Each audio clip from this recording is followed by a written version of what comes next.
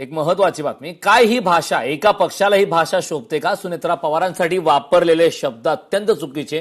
पृथ्वीराज चव्हाणांना ही भाषा योग्य वाटते. अंजली दमानी यांनी काँग्रेसवरती आता संताप व्यक्त केला.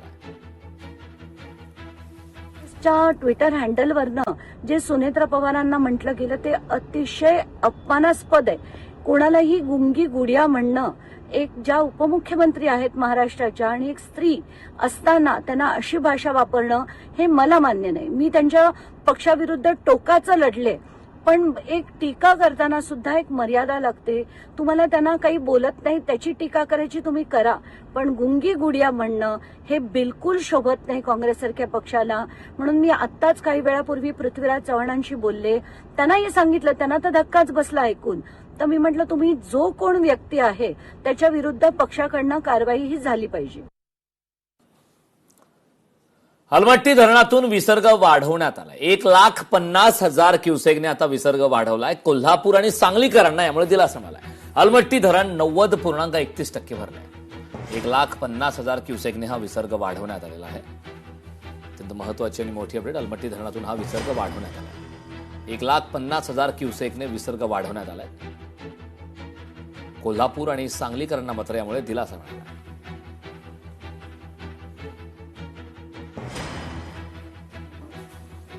बातमी बीडमधून आहे. अंबाजोगाईतील चायनीज सेंटरवर एफडीएच्या माध्यमातून धडक कारवाई करण्यात आली. अन्न पदार्थाचे नमुने ताब्यात घेण्यात आलेत. हॉटेल सील केले.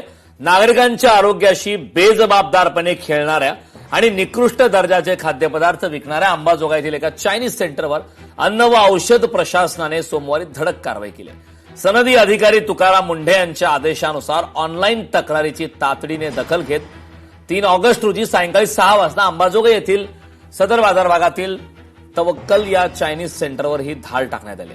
अन्न सुरक्षा अधिकारी नरवाडे यांनी ही कारवाई करत हॉटेलचा व्यवसाय तत्काळ बंद करण्याचे सुद्धा निर्देश दिलेत. अंबाजोगाई आणि केज परिसरातून नागरिकांच्या आरोग्याशी तडजोड करणाऱ्या आस्थापनांबाबत तक्रारी प्राप्त झाल्या होत्या. या तक्रारीचे निवारण करण्यासाठी अन्न व औषध प्रशासन बीडचे पथक तत्काळ घटनास्थळी दाखल झाले. या तपासणी दरम्यान तवक्कल चायनीज सेंटरचे मालक इम्रान अनवर कुरेशी हे विना परवाना व आरोग्यदायी वातावरणात व्यवसाय करत असल्याचं आढळून आलंय. हॉटेलमध्ये सर्वत्र अस्वच्छता आढळून आली. पथकाने खाद्यपदार्थ बनवण्यासाठी वापरण्यात येणारे अन्नपदार्थ व कच्च्या साहित्याचे नमुने तपासणीसाठी ताब्यात घेतले. अन्न सुरक्षा व मानदे कायदा 2006 अन्वये आवश्यक परवाना मिळेपर्यंत संबंधित आस्थापना बंद ठेवण्याचे निर्देश आता अधिकाऱ्यांना दिलेत. तर या आदेशाचं उल्लंघन केल्यास कडक कारवाई करण्याचा इशारा सुद्धा देण्यात आलाय. प्रशासनाच्या या कठोर भूमिकेमुळे नागरिकांमधून आता या संदर्भात समाधान व्यक्त केलं जात आहे. इतर खाद्यपदार्थ विक्रेत्यांचे सुद्धा यामुळे आता धाबे दणाणलेत. याबाबत माहिती मिळताच सदर बाजार भागातील इतर बहुतांशी हॉटेल, मांस विक्रीची दुकाने कारवाईच्या भीतीने त्वरित बंद करून व्यावसायिक पसार झाले.